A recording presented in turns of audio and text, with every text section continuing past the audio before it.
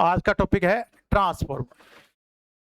तो सबसे पहले अपन सिंगल फेज ट्रांसफॉर्मर की बात करेंगे। हिंदी में बोलते हैं परिणामितर।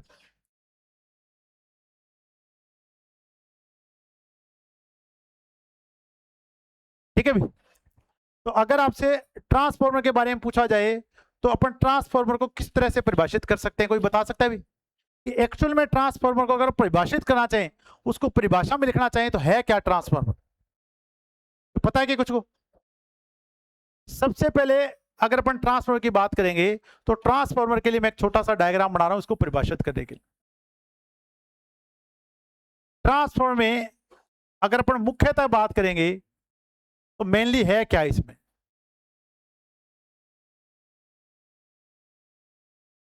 ये आपका ट्रांसफॉर्मर है और इस ट्रांसफॉर्मर की ये जो मैंने बनाई है ये है कोर। क्या भी? कोर।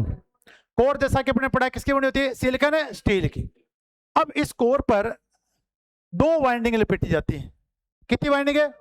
दो वाइंडिंग लपेटी जाती है। एक आपकी प्राइमरी होगी, दूसरी क्या होगी? सेकेंडरी होगी। जिसमें घेरे ज्यादा होंगे वो एचवी होगी, जिसमें घेरे कम होंगे वो क्या होगी? एलवी होगी। अब देखिए, तो इसमें अपन ने क्या किया है, एक वाइंडिंग में यहां लपेट रहा हूं और इस तरह से इसमें अपने घेरे बनाए हुए हैं। ठीक है भी। और दूसरे साइड में अपन वाइंडिंग यहां लपेट रहे हैं।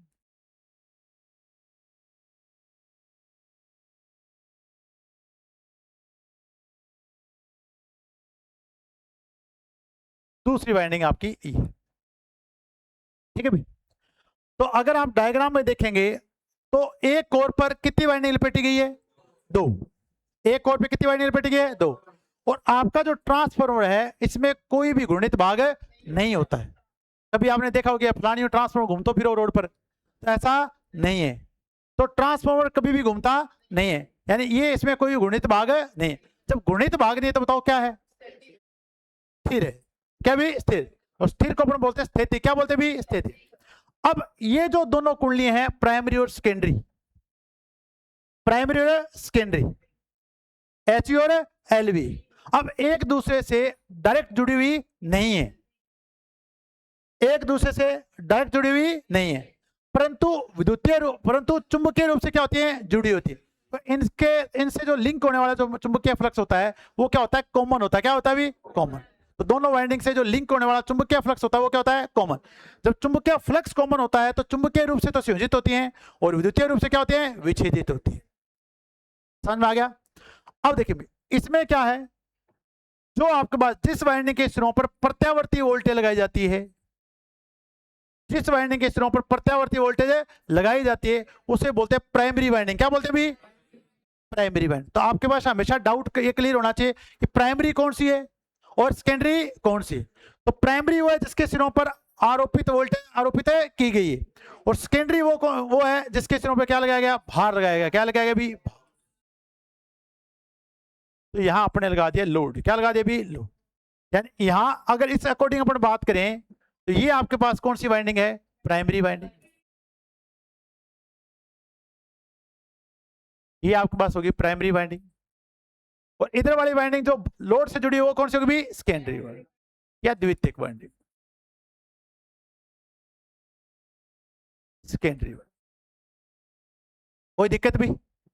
वह वाइंडिंग जिसमें घेरों की संख्या ज्यादा होगी वो क्या होगी? एचवी। तो इस साइड में अब अपने पास क्या है? ये एचवी है। जिसमें घेरे कम दिखाई दे रहे हैं वो क्या भी? एलवी। कोई दिक्कत भी? यहां तक समझ में आ गया सभी को? अब जैसे अपन यहां इस प्रत्यावर्ती वोल्टेज V1 आरोपित करेंगे, प्रत्यावर्ती वोल्टेज V1 आरोपित करेंगे, तो इस प्राइमरी वाइंडिंग में जो धारा प्रवाहित होगी उसका नाम होगा I1। क्या होगा भी? I1। अगर अपन शून्य भार पर बात करें, किस पे बात करें भी? शून्य। यानी अभी अपन ने कोई भार यहां पे जोड़ नहीं रखा है। अगर इसमें कोई भार नहीं जोड़ रखा है तो आपका जो ट्रांसफर है वो कौन से भार पे काम कर रहा है भी? शून्य। ये स्विच मैंने एक बार खोल दिया। अगर नो लोड पे काम कर रहा है तो इस समय इसमें नो लोड धारा कौन सी प्रवाहित होगी? I0। और जैसे नो लोड धारा प्रवाहित होगी उसमें एक घटक होगा चुंबकन धारा। कौन सी धारा? उस चुंबकन धारा के कारण यहां पर फ्लक्स पैदा होगा। क्या हुआ? चुंबकीय फ्लक्स। अब अगर मैं धारा की दिशा इस तरह से दिखाता हूं, तो दाएं हाथ की हथेली के नियम से, कौन से हाथ के नियम से? दाएं हाथ की हथेली के नियम से। यदि उंगलियां धारा की दिशा में, तो ये जो अंगूठा है वो किसे बताएगा? N pole. और यहां क्या बनेगा? S pole. अब यहां से चुंबकीय फ्लक्स चलेगा एन से होता हुआ, कहां पहुंचेगा? वापिस है एस पे। कहां पहुंचेगा? एस पे। तो एन से होता हुआ चुंबकीय फ्लक्स आपका है वो पहुंच जाएगा एस पे, यहां से होता हुआ।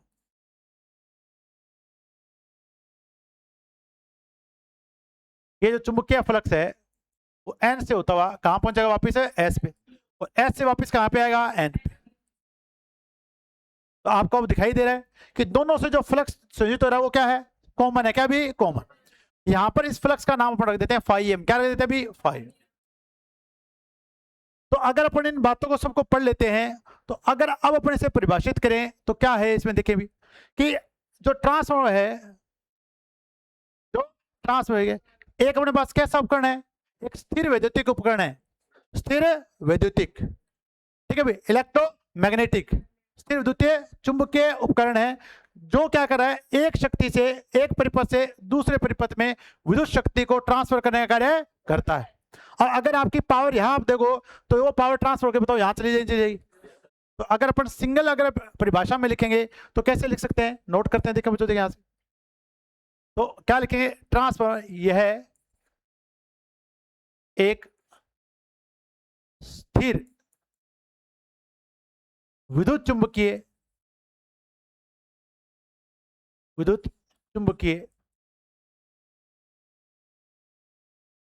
उपयंत्र है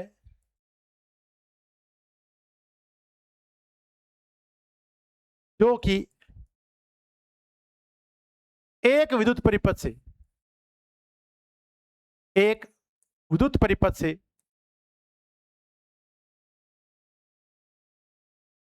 दूसरे विद्युत परिपथ में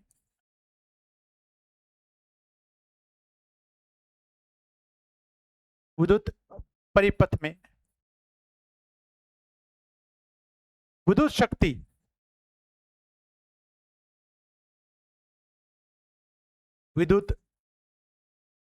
शक्ति को ट्रांसफर करने का कार्य करता है,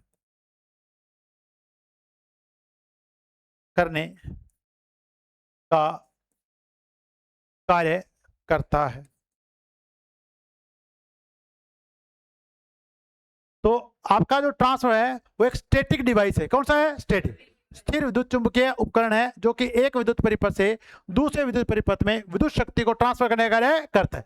तो जैसे आप ये स्विच क्लोज करोगे, यहां जो पावर आपकी होगी इस परिपथ से ट्रांसफर कहां हो जाएगी? इधर, यानी सोर्स से कहां पहुंच जाएगी? लोड पर। कहां पहुंच जाएगी? लोड। अब अपने जितने मशीनें पड़ी हैं उन मशीनों के लिए मैंने आपको बताया है कि जब भी अपन मशीन की बात करेंगे तो मशीन कौन से सिद्धांत पे काम करेगी? फैराडे के विद्युत चुंबकीय प्रेरण के सिद्धांत पे काम है करे। और प्रेरण क्या होता है? बिना किसी कनेक्शन के। अब इन दोनों वाइंडिंग में कोई कनेक्शन है, फिर भी पावर आपकी यहां से यहां ट्रांसफर होगी नहीं होगी? तो जब भी आपका कोई कनेक्शन नहीं होता है तो होता है इंडक्शन। क्या होता है भी? इंडक्शन। तो अगर अपन बात करें ट्रांसफार्मर की, तो ट्रांसफार्मर बताओ कौन से सिद्धांत पे काम करता है? फैराडे। यह है फैराडे के विद्युत चुंबकीय प्रेरण के सिद्धांत पर काम करता है। विद्युत चुंबकीय प्रेरण के सिद्धांत पर कार्य करता है।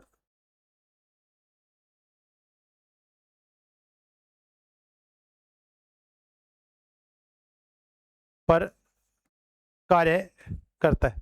अब कई विद्यार्थी कहेंगे सर अनन्य प्रेरकत्व के सिद्धांत पे काम करता है। वो भी बताऊंगा आपको। जब अनन्य प्रेरकत्व के सिद्धांत पे काम करेगा तो वो अपन क्या करेंगे? चर्चा करें। पहले बताओ यहां तक कोई दिक्कत? तो अगर अपन इसको परिभाषित किया तो परिभाषित कैसे करना सीख गए अपन। तो यह एक स्थिर विद्युत चुंबकीय उपकरण है जो कि एक विद्युत परिपथ से दूसरे विद्युत परिपथ में विद्युत शक्ति को ट्रांसफर करने का कार्य करता है। यह फैराडे के विद्युत चुंबकीय प्रेरण के सिद्धांत पे कार्य करता है। समझ में आ गया? अब ट्रांसफार्मर कर क्या रहा है? एक तो अपने कहा कि ये एक विद्युत परिपथ से दूसरे विद्युत परिपथ में शक्ति को ट्रांसफर कर रहा है। ये तो चल लिया, अभी पावर अपने ट्रांसफर कर दी। अब अपन इसको काम में क्या करेंगे? इसका काम क्या है इसका? तो अब अपना काम ये है कि अगर आपकी वोल्टेज को घटाना या बढ़ाना है अगर आप चाहते हो कि वोल्टेज कम या क्या हो जाए, ज्यादा हो जाए, तो वो काम कौन करता है भी? ट्रांसफार्मर। कौन काम करता है भी? तो यह जो वोल्टेज का स्तर है उसको घटाने या बढ़ाने का कार्य करता है। जब वोल्टेज के स्तर को घटाता है या बढ़ाता है तो क्या नहीं करता है? आवर्ती व पावर में कोई चेंज है नहीं करता है। और जैसा कि आपको पता है कि अगर वोल्टेज ज्यादा होती है धारा क्या होती है? कम। और धारा कम होती है तो वोल्टेज क्या होती है? ज्यादा। समझ में आ गया? अब इसमें और अपन लिख सकते हैं। अब हम इसको काम में क्या ले रहे हैं? यह है वोल्टेज के स्तर को घटाने या बढ़ाने का कार्य करता है, या बढ़ाने का कार्य करता है।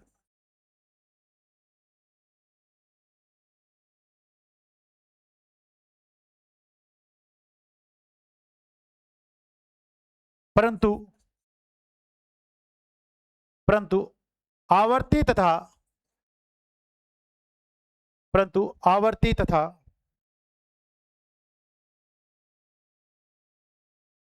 शक्ति को परिवर्तित नहीं करता है।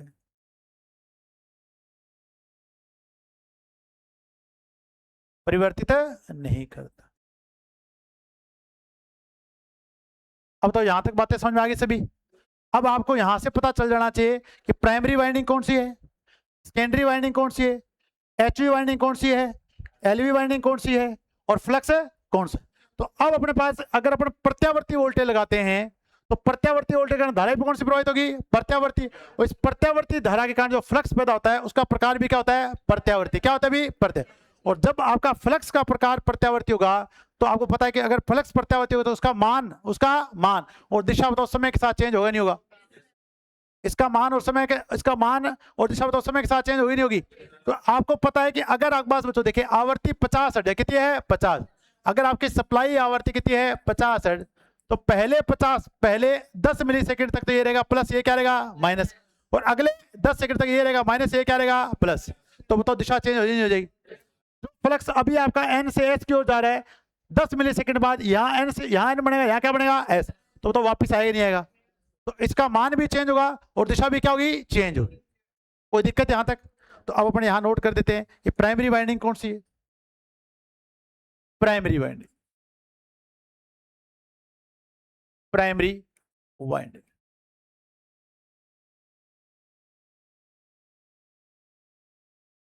वह वाइंडिंग जो सप्लाई से संयोजित हो। जो किससे संयोजित हो? सप्लाई से। सप्लाई से संयोजित हो।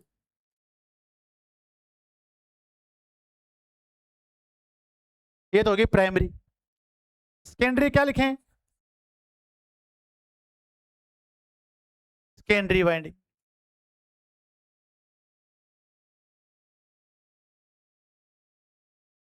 वह वाइंडिंग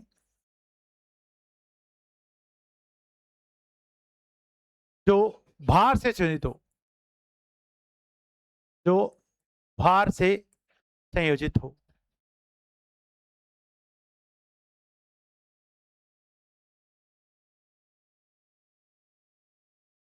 एचवी वाइंडिंग यानी हाई वोल्टेज वाइंडिंग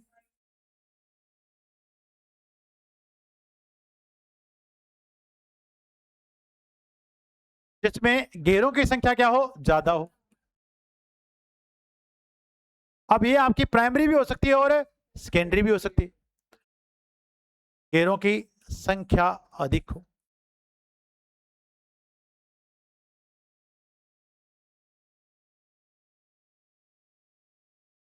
इसके बाद है low voltage winding. Low voltage winding जिसमें घेरों की संख्या क्या हो? कम हो। इसमें घेरों की संख्या क्या हो? भी कम हो। अब चुंबकीय फ्लक्स कैसा है बताओ? चुंबकीय फ्लक्स, जिसका नाम अपने रखा है फाई एम। क्या रखा है अभी? ये बताओ कैसा है? यह है प्रत्यावर्ती प्रकार का होता है, यह है प्रत्यावर्ती प्रकार का होता है।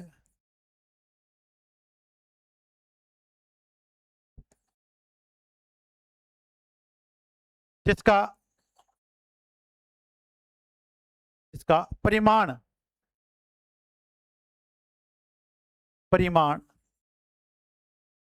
व दिशा समय के साथ परिवर्तित होता है। जिसका यह प्रत्यावर्ती प्रकार का होता है, जिसका परिमाण व दिशा समय के साथ परिवर्तित होता है।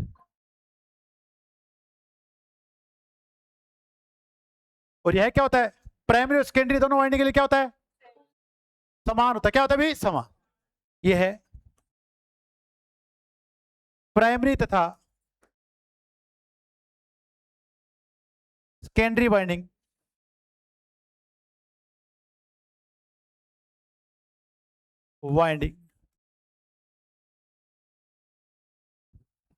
के लिए क्या होता है भी? समान होता है।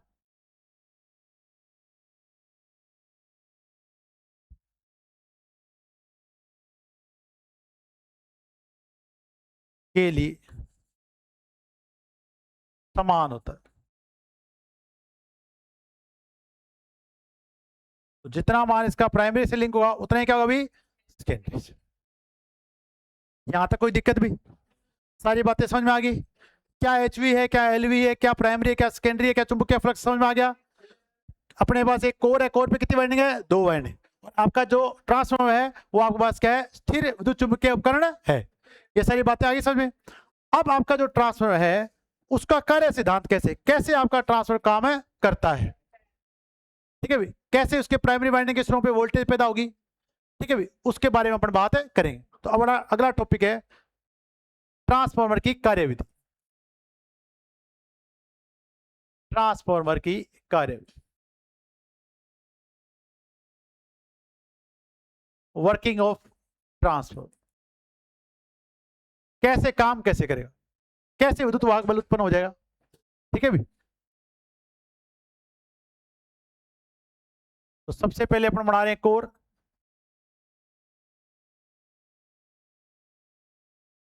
इस कोर पे लपेटनी है अपन को वाइंडिंग।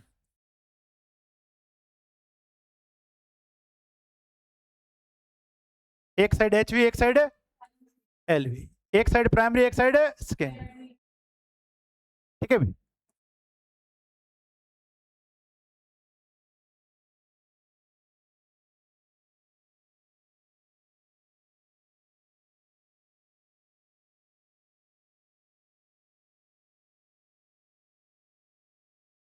मैंने सेकेंडरी वाइंडिंग के सिरे हैं वो खुले रख रखे हैं, यानी मैंने किसी तरह कोई बाहर संयोजित नहीं करना।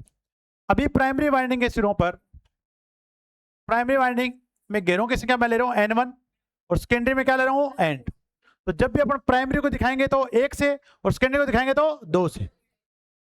अब यहां पर अपने प्रत्यावर्ती वोल्टेज आरोपित किए V1, इसके सिरों पर प्रत्यावर्ती वोल्टेज लगाइए V1। क्या लगाइए भी? V1। अब अभी अपना ट्रांसफर कौन से लोड पर? भी नो लोड पे। कौन से लोड पे? नो। जब अपन ट्रांसफर नो लोड पे हो तो धारा कौन सी लेगा? नो लोड धारा I0। उस नो लोड धारा का एक घटक होगा IM। क्या होगा भी? IM, चुंबकन धारा IM। उसके कारण पैदा हुआ चुंबकीय फ्लक्स। अब देखिए, अब जैसे यहां पर आपने आरोपित वोल्टेज V लगाई, V1 लगाई, उसके कारण नो लोड धारा कितनी गई? I0। अब इस धारा के कारण, इस धारा के घटक होगा IM, इस धारा के कारण यहां पे पैदा होगा चुंबकीय फ्लक्स। चुंबकीय फ्लक्स, और चुंबकीय फ्लक्स का नाम अपन क्या रख रखे हैं? Phi M. और इसकी जो दिशा है मैंने बताई थी, तो ये आपका अगर एन है तो ये कौन सा पोल बनेगा? S pole. अभी जो दिखाई गई धारा की दिशा के अनुसार, तो यहां से आपका फ्लक्स जाएगा और ये फ्लक्स लिंक किससे हो जाएगा? Secondary winding. किससे लिंक हो जाएगा? Secondary winding. और यही फ्लक्स किससे लिंक हो रहा है? Primary winding. ठीक है, अभी आपकी जो दिशा है वो एंटी क्लॉकवाइज है, क्या है भी एंटी। अब देखिए, अब होगा क्या, जैसे आपका ऐसा फ्लक्स जो समय के साथ क्या हो रहा है? चेंज हो रहा है। क्या हो रहा है अभी? चेंज। ये जो फाई एम है, इस फ्लक्स का नाम अपने क्या रखा? Phi M. ये जो फाई एम फ्लक्स है वो समय के साथ क्या हो रहा है? चेंज। तो जब समय के साथ चेंज हो रहा है फ्लक्स, तो फेराडे ने पहला नियम क्या बताया था? विद्युत चुंबकीय प्रेरण का पहला नियम क्या बताया था? कि ऐसा फ्लक्स जो समय के साथ क्या हो रहा है और किसी वाइंडिंग के चालकों के साथ लिंक हो जाए, किसी वाइंडिंग के क्या हो जाए? लिंक हो जाए, तो उसके सिरों पे पैदा कर देता है विद्युत वाहक बल। क्या पैदा कर देगा? विद्युत वाहक बल। अब देखिए, इसी के साथ आता है लेंज का नियम। क्या था अभी? अब लेंज का नियम क्या कहता है कि अगर कोई भी विद्युतीय चुंबकीय कारक उत्पन्न होता है तो वह अपने उत्पन्न होने के कारणों क्या करता है? विरोध करता है। क्या करता है अभी? विरोध। अब देखो भी, ये जो आपके पास इस वाइंडिंग के सिरों पर जो वोल्टेज पैदा होगी E1, क्या पैदा होगी भी? E1। अब इसकी पोलैरिटी या ध्रुवता कैसे होगी? ताकि इसका क्या करे भी? विरोध करे। अगर ये प्लस है एक साइन तो ये भी क्या होगा? प्लस। और प्लस प्लस एक तो क्या करेंगे भी? विरोध। अब यहां पर जो वोल्टेज पैदा होगी इसका नाम है E1। क्या भी? E1। तो प्राइमरी वाइंडिंग के सिरों में वोल्टेज कितनी पैदा होगी? E1। अब आरोपित जो उत्पन्न वोल्टता होगी वो लेंज के नियम के अनुसार आरोपित वोल्टता क्या करेगी भी? विरोध करेगी। क्या करेगी भी? विरोध। क्योंकि ये देखिए बच्चों, कोई भी विद्युतीय कारक है वो अपने उत्पन्न होने का कारण क्या करेगा भी? विरोध। अब जो उत्पन्न वोल्टेज E1 है वो नहीं चाहेगी कि इस वाइंडिंग में कोई धारा प्रवाहित है हो, तो इसके उत्पन्न होने की दिशा इस प्रकार होगी कि वह प्रवाहित धारा क्या करे भी? विरोध करे। क्या करे भी? विरोध। तो इसे बोला जाता है विरोधी विद्युत वाहक बल। क्या बोला जाता है? जैसे अपन पढ़े थे डीसी मोटर में। तो अगर आपसे पूछा जाता है तो E1 की जो ध्रुवता होती है वो आरोपित वोल्टता क्या होती है? विपरीत होती है। और कौन से नियम से होती है? लेंज के नियम से। अब देखिए, ऐसा फ्लक्स, यही फ्लक्स जो समय के साथ क्या हो रहा है? चेंज हो रहा है। जैसे सेकेंडरी वाइंडिंग घेरे N2 से योजित होगा, यहां पे पैदा कर देगा विद्युत वाहक बल E2। क्या पैदा कर देगा अभी? E2। समझ में आएगी नहीं है? अरे आ गया समझ में? अब जो वोल्टेज E2 पैदा होगी वो होगी आपकी अनुन्नय प्रेरकत्व के कारण। किसके कारण होगी? अब आपको सर म्यूचुअल इंडक्शन अब कैसे है? देखो, पहली वाइंडिंग का फ्लक्स किससे जाके लिंक हो गया? क्या इसने खुद का पैदा किया था? खुद का पैदा नहीं किया। पर इस वाइंडिंग का फ्लक्स किससे लिंक हो गया? दूसरी से। तो किसी अन्य का, तो इसे बोलते हैं अनुन्नय प्रेरकत्व। क्या बोलते भी? तो सेकेंडरी वाइंडिंग में जो विद्युत वाहक बल पैदा होगा वो होगा अनुन्नय प्रेरकत्व। किस कारण? किसके कारण भी? इसलिए आप बोलते हैं कि ट्रांसफार्मर किसके सिद्धांत पे काम करता है? म्यूचुअल इंडक्शन के सिद्धांत पे काम है करता है। पर जब तक आपका फेराडे का नियम नहीं लगेगा, अनुन्नय प्रेरकत्व का नियम भी नहीं लगेगा। तो मेन नियम है फेराडे के विद्युत चुंबकीय प्रेरण। अगर यहां पर विद्युत वाहक बल पैदा नहीं होगा तो क्या यहां हो जाएगा क्या? तो सबसे पहले ये पैदा होगा स्व प्रेरण के कारण, ये होगा अनुन्नय प्रेरकत्व के कारण। लिखिए भी अपन इसको नोट करें। चलो अब अपन देखें क्या लिखा अपन इसमें। तो ट्रांसफर की कार्यविधि में अपन क्या लिखेंगे? चित्र में दिखाए अनुसार, चित्र में दिखाए अनुसार प्राइमरी वाइंडिंग, प्राइमरी वाइंडिंग के सिरों पर, के सिरों पर प्रत्यावर्ती वोल्टता, प्रत्यावर्ती वोल्टता V1 के आरोपित करने, V1 को आरोपित करने पर, V1 को आरोपित करने पर उत्पन्न प्रत्यावर्ती फ्लक्स, उत्पन्न प्रत्यावर्ती flux phi M, phi M के प्राइमरी वाइंडिंग, के प्राइमरी वाइंडिंग के घेरों, के घेरों N1 से संयोजित होने पर,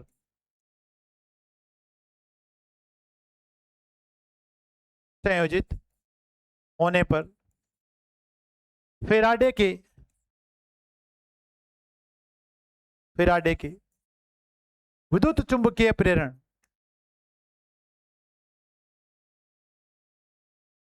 के नियम से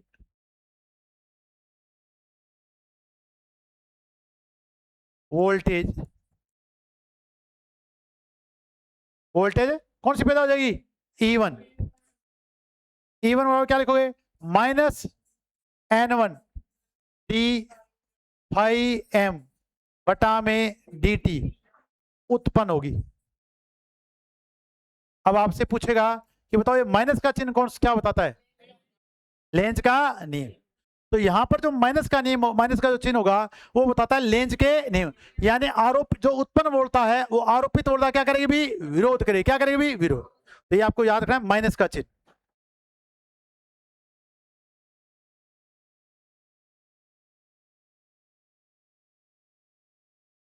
उत्पन्न वोल्टता E1 आरोपित वोल्टता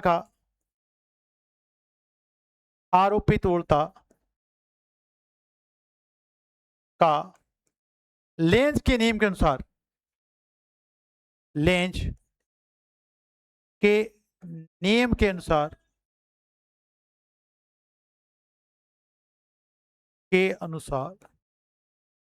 क्या करती भी? विरोध करती है। इसलिए अपने क्या लगा दिया भी? माइनस का। ठीक है भाई। अगर आपकी उत्पन्न वोल्टता आरोपित वोल्टता का विरोध करती है तो इसे अपन क्या बोल सकते हैं? Back EMF. क्या बोला जाता है? इसलिए इसे क्या कहा जाता है? बैक ईएमएफ भी कहा है। इसलिए वोल्टता E1 को विरोधी विद्युत वाहक बल भी कहा जाता है।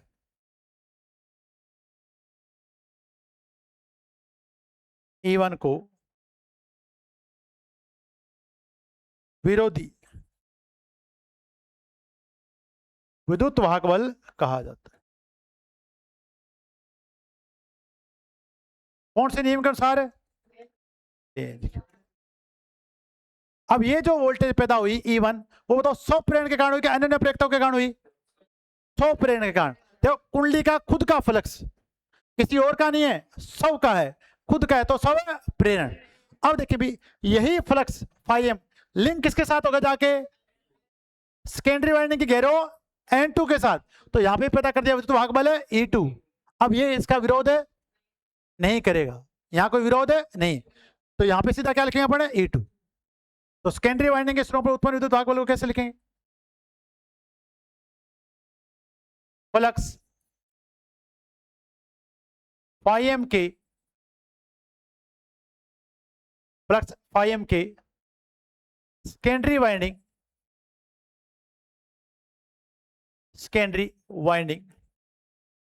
के घेरों N2 से संयोजित होने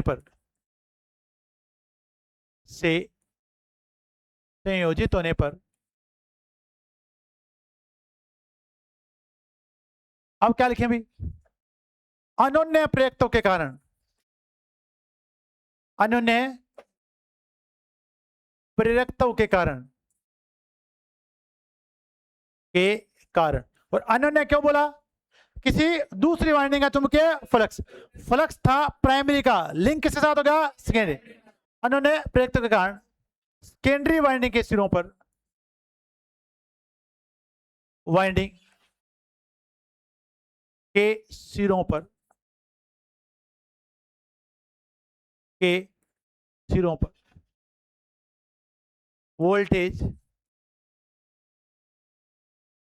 क्या पैदा हुई? E2।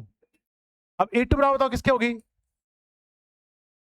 N2 d∅m बटा में dt उत्पन्न होगी।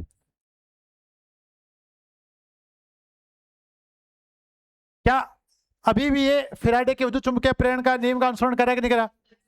फ्लक्स में परिवर्तन की दर, अगर आपका फ्लक्स समय के साथ चेंज हो रहा है तभी सेकेंडरी वाइंडिंग के सिरों पर वोल्टेज पैदा होगी। बताओ इतनी बातें समझ में आई नहीं? देखो ये कोर बेसिक है, और अगर आपको ये बातें सही समझ में आ गई हैं तो ट्रांसफार्मर में फिर कोई दिक्कत है नहीं है। और यहां से क्वेश्चन बेसिक बनेंगे भी। अब मैं आपको क्वेश्चन और कराऊंगा कहीं, तो केवल बेसिक क्वेश्चन यहीं से बनते भी, आपको पता होना चाहिए एक एक चीज, ठीक है भाई। अब देखें यहाँ पे,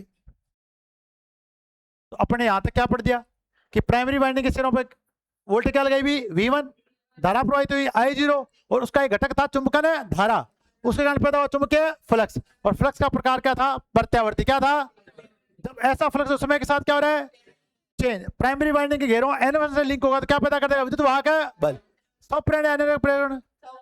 और नियम कौन सा, फैराडे के विद्युत चुंबकीय प्रेरण। अब देखिए भाई, अब अगर अपन मैं कह दूं कि मैं यहां पर आरोपित वोल्टता का मान AC नहीं DC कर देता हूं, क्या कर देता हूं, DC। अब आप यहां जो V1 वोल्टेज लगा रहे हो वो AC ना होके क्या हो जाए, DC में बताओ वोल्टेज का मान चेंज होगा क्या, वोल्टेज का मान क्या रहेगा, फिक्स रहेगा। जब वोल्टेज का मान फिक्स रहेगा तो जो इसके कारण जो धारा प्रवाहित होगी उसका मान बताओ फिक्स रहेगा, चेंज होगा। तो इसके कारण जो चुंबकीय फ्लक्स पैदा होगा उसका मान फिक्स होगा, चेंज होगा। अब फ्लक्स आपका समय के साथ चेंज हो रहा है कि नहीं हो रहा, तो जब फ्लक्स समय के साथ चेंज नहीं होगा तो फ्लक्स में परिवर्तन की दर कितनी हो जाएगी, 0। तो क्या प्राइमरी वाइंडिंग के सिरों पे कोई विद्युत वाहक बल पैदा होगा क्या, जब प्राइमरी वाइंडिंग के सिरों पे पैदा नहीं हो तो क्या द्वितीयक वाइंडिंग के सिरों पे होगा क्या। तो अगर आपसे क्वेश्चन पूछा जाए कि अगर अपन AC की जगह क्या लगा दें, DC, तो क्या विद्युत वाहक बल पैदा होगा क्या, कोई विद्युत वाहक बल पैदा नहीं हो। विद्युत वाहक बल के पैदा होने के लिए चाहिए फ्लक्स में क्या होना चाहिए, चेंज होना चाहिए। फ्लक्स जो है वो समय के साथ चेंज होना चाहिए, तभी आपके पास विद्युत वाहक बल पैदा होगा। अब अगर आप यहाँ पर क्या लगा देते हो, DC, क्या लगाते हो, और अगर यहाँ वोल्टेज पैदा नहीं हुई, बैक ईएमएफ पैदा नहीं हो, तो यहाँ धारा क्या जाएगी, ज्यादा, क्या जाएगी, ज्यादा, टॉम्बर लॉसेस क्या होंगे, ज्यादा, आपका जो ट्रांसफार्मर वो जल जाएगा। तो कभी भी ट्रांसफार्मर के सिरों पर DC नहीं लगाई जाती। तो यहां पर अपन लिख देते हैं इसको,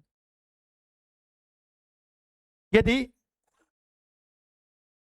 प्राइमरी वाइंडिंग के सिरों पर, यदि प्राइमरी वाइंडिंग के सिरों पर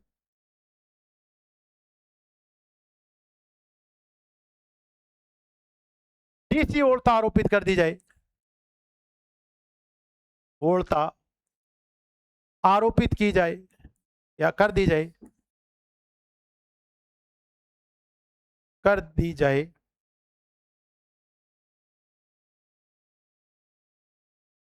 तो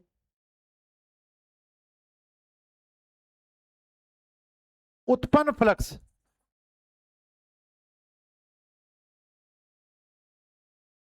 के परिवर्तन की दर, के परिवर्तन की दर कितनी हो जाए बताओ, 0 हो जाएगी। की दर के 0 होने पर, के 0 होने पर वोल्टेज E1/E2, वोल्टेज E1/E2 उत्पन्न नहीं होगी,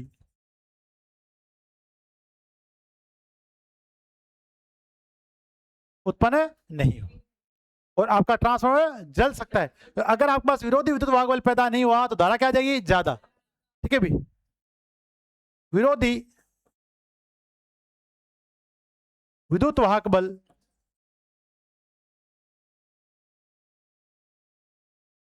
E1 के 0 होने पर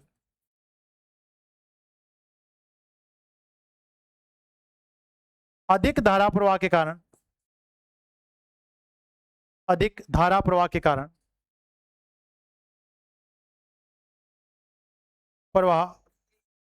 कारण ट्रांसफार्मर जल सकता है, ट्रांसफार्मर जल सकता है। कभी भी ट्रांसफार्मर के सिरों पर क्या नहीं लगानी है, DC नहीं लगा। इतनी बातें समझ में आ गई सभी को। अब अपने यहां से संबंधित कुछ करेंगे क्वेश्चन। अब आप देखना, अगर आपने ढंग से समझा है तो सारे क्वेश्चन आपके भी क्या हो जाएंगे, सोल्व हो जाए। तो पहला क्वेश्चन देखते हैं। देखो भी पहला क्वेश्चन क्या है, अपने सबसे संरचना पड़ी थी, क्या था, 2 स्थिर कुंडलियां तथा एक सामान्य चुंबकीय फ्लक्स। 2 स्थिर कुंडलियां हैं और उनसे लिंक होने वाला चुंबकीय फ्लक्स कॉमन है क्या, अलग अलग है, तो सामान्य कॉमन को इसलिए क्या लिख दिया, सामान्य। बताओ कोई दिक्कत, पहला क्वेश्चन समझ में आ गया? ये लो पहला क्वेश्चन आपको बहुत आसानी से हो गया, केवल संरचना के बारे में पूछा गया। ये क्वेश्चन पढ़िए अगला, किसके कारण आपस में युग्मित होती है? मैंने कहा था द्वितीय रूप से क्या होती हैं? विच्छेदित। पर चुंबकीय रूप से क्या होती हैं? संयोजित। तो बताओ किसके कारण जुड़ी होती हैं? सामान्य चुंबकीय फ्लक्स। बताओ आगे आंसर। तो दोनों में कॉमन क्या है? विद्युत चुंबकीय फ्लक्स। ऐसी सोर्स से जुड़ी कुंडली को क्या कहा जाता है? प्राइमरी या सेकेंडरी? तो जो सोर्स से जुड़ी है वो क्या है? प्राइमरी। और जो बाहर से जुड़ी है वो क्या है? सेकेंडरी। बताओ हो रहे हैं नहीं क्वेश्चन? ये क्वेश्चन देखो, इनपुट किस वाइंडिंग में दिया जाता है? प्राइमरी। इनपुट वाइंडिंग कौन सी है? प्राइमरी। अगला क्वेश्चन, कोर में उत्पन्न चुंबकीय, कोर में ट्रांसफर कौन उत्पन्न करता है? Primary winding. तो प्राइमरी वाइंडिंग से अपन किससे जोड़ेंगे? सप्लाई से। इसलिए प्राइमरी वाइंडिंग के कारण क्या? उत्पन्न चुंबकीय फ्लक्स। के कोर में फ्लक्स किस प्रकार बदलता है? परिमाण व दिशा दोनों। बताया था आपको, इसका मान भी चेंज होगा, दिशा भी क्या होगी? चेंज होगी। सेकेंडरी वाइंडिंग में वोल्टेज किस सिद्धांत के कारण प्रेरित होता है?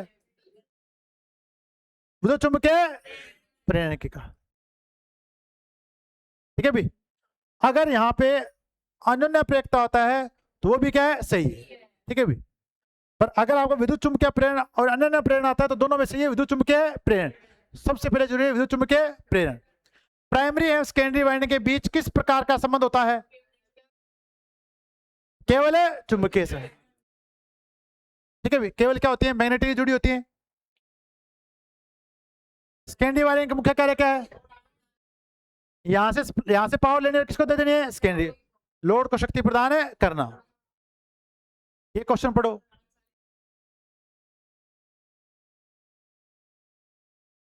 ट्रांसफर क्या भी कुशल एवं विश्वसनीय। ठीक है भी। ट्रांसफर का मुख्य कार्य क्या है? वोल्टेज के स्तर को बदलना। ये अपने पढ़ लिया, वोल्टेज के स्तर को बदलना।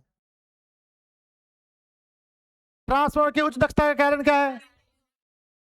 इसमें घूर्णन हानियां नहीं होती। तो जो ट्रांसफर होता है वो घूर्णित नहीं होता, इससे इसकी दक्षता क्या होती है? उच्च होती है। 92 से लेके 96% तक मिलेगी। दक्षता कितनी होती है? 92 से लेके 96।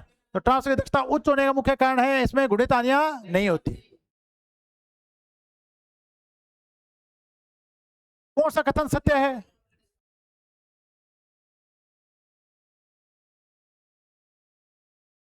आंसर क्या बचा? यह ऐसी वोल्टेज का स्तर बदलता है जबकि आवर्ती क्या रहता भी समान। ये अभी मैंने बताया था। चुंबकीय फ्लक्स स्थिर हो जाए, अगर चुंबकीय फ्लक्स से हो जाए स्थिर, उसका मान चेंज नहीं हो तो वोल्टेज कितनी हो जाएगी? शून्य। क्या हो जाएगी? शून्य। ये पढ़ो,